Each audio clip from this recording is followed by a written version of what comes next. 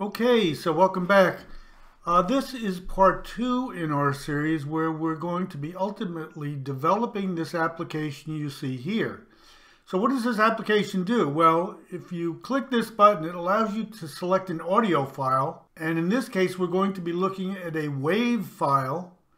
And as you can see here, what it does is it loads that file and it parses all of the header data and it plots the waveform of the audio in that file on this chart here. And then what we can do is we can hit play, testing 1, 2, and it plays the audio file. And then once we've got that read in, we can do what's called a Fourier transform.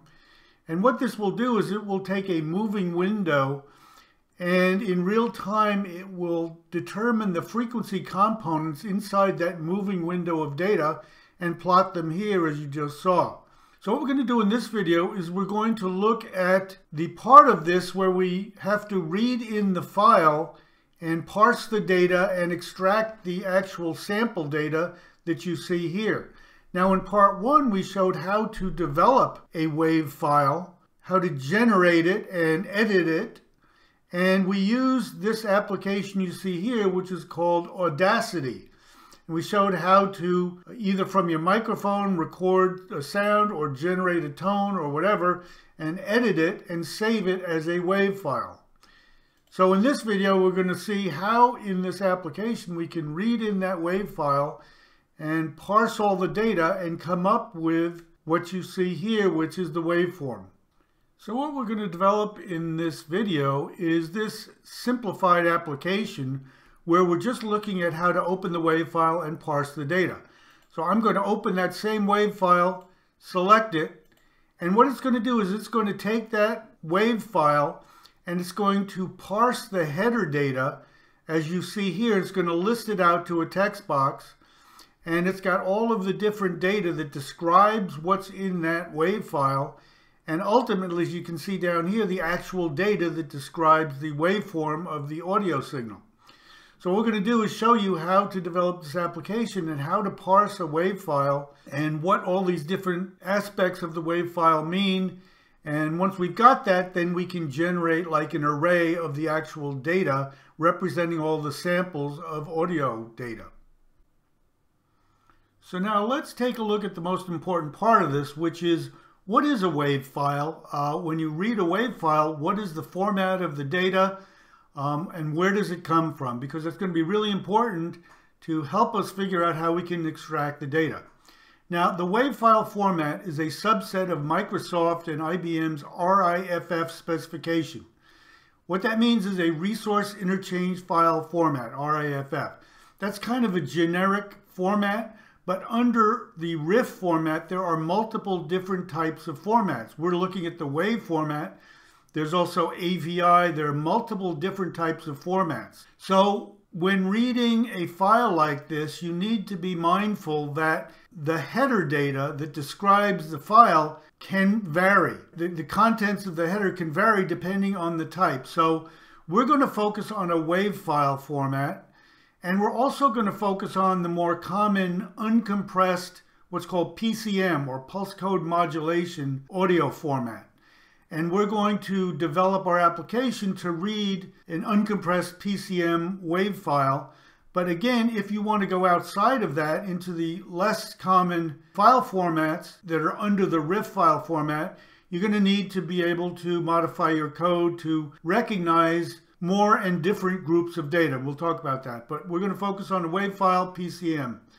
And the general structure for what we're going to look at is you first got a header that says it's a RIFF file format, and then it's got another header that says this is a WAV subset of the RIFF, and that's going to describe some aspects of the following data, and then you've got a data section, all right? So we're going to have to be able to read in and parse these different sections of data. The RIFF header just says, hey, this is RIFF, and then it says we're going to have a waved format, and under that we're going to say, you know, how many channels are represented by this data. Is it mono? Is it stereo? How many samples per second? How many bits per sample? So there's a header data that's got all of the properties of the actual data. How is it formatted? How is it laid out? How many channels? That kind of thing. So we're going to have to be able to parse that data and recognize it. And again, this is just for a PCM uncompressed WAV file. So if you want to be able to read other types, you're going to have to modify this. Typically, there's maybe 12 bytes in the RIF header.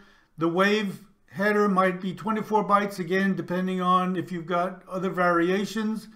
And then the data has got some descriptor bytes and then all of the data bytes. Now, in the RIF file format, they describe IDs and chunks. And chunk is basically a block of data. And you've got the RIF chunk, which is kind of the RIF header. It's about 12 bytes, and it describes, hey, this is a RIF file. Then you've got the format chunk, which is about 24 bytes. Again, it depends. And then you've got the data chunk. So you're going to have to get used to the term chunk, which is basically a block of data. So let's take a look at a typical header that you would see at the beginning of your WAV file for a PCM uncompressed file like we're going to look at. And here in black, you can see a sample of what you might see in the header and the data that you're going to have to parse before you start reading the data. So we've got a bunch of header data in black, and following that is the actual data bytes. So again, we said there is what's called a RIF chunk ID, which is the identification, a textual identification that says, hey, this is a RIF format. And then it says, and the chunk size, the size of the data in this file is 92,860.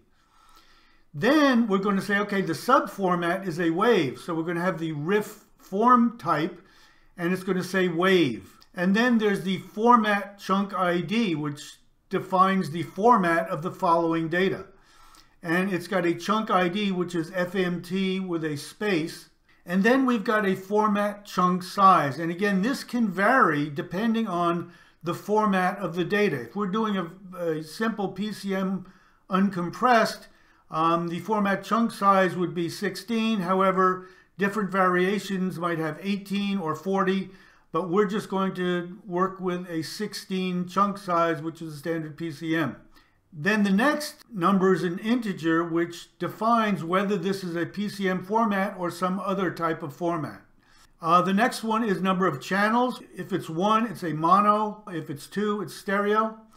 And then how many samples per second are defined by the data. In this case, 44,100. So once you've got all that, you've defined what all the format of the following data is. Now you've got the data chunk ID, which says data, and a data chunk size, which is, here's 92,860. We're down to 92,824, which defines what's all of the data following, which is the actual sample data from your WAV file. And that's about it. So what we're going to have to do is we're going to have to write some code that will read this in and extract this data and figure out if it's all PCM uncompressed, and if all these numbers are what we expect. If not, we're going to have a little error that says, hey, this isn't the right file format. So this is going to be pretty straightforward. We also have to think about data bytes, how we're going to parse those. If it's 2 channels, you're going to have 2 sets of data. So we're going to have to figure out how to parse those data bytes also. Now, for example, if we have multiple channels, how does the data fit into the file with stereo channels or 2 channels? Well, the way it works is you have first the left channel data, and then the right channel data, and then the next left channel sample and the right channel sample. So they're interleaved in the file. So we're going to have to allow for, hey, if it's mono, then each subsequent number represents a new sample. If it's stereo, subsequent numbers are samples on different channels. So we're going to have to keep that in mind. But basically, this is going to be what we're going to have to be able to extract and parse in our application. So let's get into our application and see how we might do this and see how we might read in all of the data into some arrays that we can use later. So here is our C# Visual Studio Windows Forms application. Pretty simple. I've got the form, and I've just added a text box with a vertical scroll. And I've got 2 buttons. I've got an Open WAV File button and an exit button. So pretty straightforward. Now let's run this and see what actually it's doing. So we start it up, and here is our form, and we open the same WAV file we had before. And what it will do is it will go through, it will parse the header data and print out the results here. So we've got the name of the file we opened, the chunk ID, so we can see, yes, it is a RIF file, and it's got a chunk size of 92,860. It's got a WAV format. Yes, it is a WAV file, so we can work with it. Format chunk ID is format. Chunk size, as we said before, it's 16, which means it's PCM, and it's the one we're looking for. Audio format is 1, which indicates it's PCM. It's a mono, it's one channel, 44,100 samples per second, and some other stuff that we're probably not going to use, but it basically how many bytes for each sample across 1 or 2 channels. And then the data itself starts out with a chunk ID, which says data, and here is the size of the actual samples. This is mono, so it's 92,824 bytes of mono data. So pretty straightforward. Let's see how we can go in and parse all this and get all this important data. So here is our main form 1. I'm just using systemwindows.forms. I've got 2 properties, and what I'm going to do in this application is I am going to generate a class called WAV file. And this is going to be doing all of the work of reading in the data, parsing it, and storing all of the header properties as properties of this class. So I'm defining a new WAV file, WAV file class, and I'm going to call it WAV file. And I'm also getting a string that we're going to extract when we do an open file dialog, which is WAV file path. So all I've got here is I've got 2 button events, and our open button, this is a standard open file dialog. I've limited it to WAV files, and we've talked about this before, how to do this. Open file dialog OFD is no new open file dialog. We're saying OFD filter is WAV files, start.wav, start.wav. Initial directory, I've set it up as my D drive. And then if it's result OK, I'm setting the WAV file path to the path that the user selected. Then I am instantiating a new WAV file class called WAV file, and I'm feeding it that path. And this WAV file class is going to take that path and do all the reading and parsing inside that using the constructor. And then once we've got all that data, I'm just going to print those file properties to the text. So pretty straightforward. Again, all the work is done in this WAV file class. And then button exit is application exit. So let's look at the workhorse here, which is this WAV file class. System.io, system.text, windows.forms. And the properties, again, hold all of the properties that we've talked about. We've got a string, which is the RIF chunk ID, which basically says RIF. RIF chunk size, which is an integer. WAV format, which is a string. Format chunk ID, which is a string. Format chunk size, which is an integer. Audio format, which is a short. That's if it's a 1, it tells us it's PCM. Number of channels is a short. Samples per second is an integer. Double time step, and that's going to be something we're going to have to calculate. Average bytes per second, we're not going to use that, but it's an integer. Block align, that helps us figure out how many bytes across the 2 channels, and that's a short. Bits per sample, that's a short. And then the data chunk size, which is the size of all the following data, is an integer. And then data chunk ID, which is the data string. And then we're going to have a byte array of all of the data read from the file. And then what we're going to do is we're going to parse that into left channel and right channel, and then convert that into time value arrays for future use. But basically all of these properties are going to be parsed from the header data, and then we're going to generate this byte array of data. So here is the constructor that does all that work. And it's WAV file, same name as the class. We feed it that file path. And here we do a using statement using var file is file.open with the file path and file mode.open. And we're going to use a binary reader to read from that file. We're going to call it reader. So now we just step through each set of data. We're going to read it and assign it to the properties that we talked about before. So we're going to do the get string, which is, hopefully it says rif is the first value in the header. So we're going to use a get string reader read bytes. So we're going to read 4 bytes.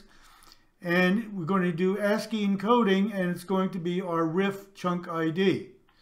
The next one is the chunk size. We're going to read an int32 from that reader, and that's going to be the rif chunk size. Then we're going to get the WAV format string. We're going to reader.readBytes4, read 4 more bytes, and encoding ASCII get string, and that will be our WAV format. Then what we can do is check to make sure that we have format as the next section. So we're going to say string next section is encoding ASCII get string, read the next 4 bytes, and it should be format with a space. If it's not, we're going to send up a message box that says file is not correct format. What we read was not format. Now, assuming it is, we're going to assign the format chunk ID as that format plus space. And then we're going to do the format chunk size. We read int32. And then we're going to determine, is it PCM? If it's the next value is 1, that means it's PCM. That's the audio format. Reader.readInt16, and that's the audio format. Number of channels, reader.readInt16, number of channels. Samples per second, reader.readInt32, samples per second. And here's where we calculate the time step, which is 1 over samples per second, and that's a double. And then we have average bytes per second, read the next int32. Block align, read int16. Bits per sample, read the next int16. Again, we're not going to use those, but we have them. And then we're going to check to see if the next section is the actual data. So we're going to read 4 bytes, and we're doing an encoding ASCII get string. And if it's not equal to DATA, which means it's the data chunk, then we're going to say, hey, it's not the correct file format. If it is, then we just do a data chunk ID, which is a string. It says, yes, this is data. And we're going to read an int32, which is the number of bytes in the following data section. And that's the data chunk size. And then we're going to read bytes. We're going to read all of those bytes, that data chunk size. We're going to do a reader.readBytes and feed it the number of bytes to read, and it's that chunk size. And that's the actual array, the byte array of data. So at this point, we have read in all of the header data, assigned it to the properties of the class, and read all of the actual data into this data array. And if it's mono, these are all just individual samples from one channel, or this could be multiple samples from multiple channels. So here we've got our byte array, then we can parse that data to arrays. So we got one more method here, parse data to arrays. Basically going to take this and do the parsing. So go down to methods, parse data to arrays, and it's also going to use this other bytes to double. Again, we've got byte array, so we are going to have to convert those to doubles at some point. So that's how to read a WAV file in as a byte array. In upcoming videos, we're going to delve into how to do this application where we take that byte array, we parse it into actual time value samples so we can chart it, and then we're going to look at taking that time value data and doing fast Fourier transform on it so you can look at in real time the frequency components and get this real-time trace of the frequency components. So that's it for this one. If you like any of these videos, I encourage you to hit the like button, subscribe, hit the bell notifications, but most of all, please let others know that we're here so we get some views. Really appreciate it. Otherwise, take care. Have a really good day. Thanks.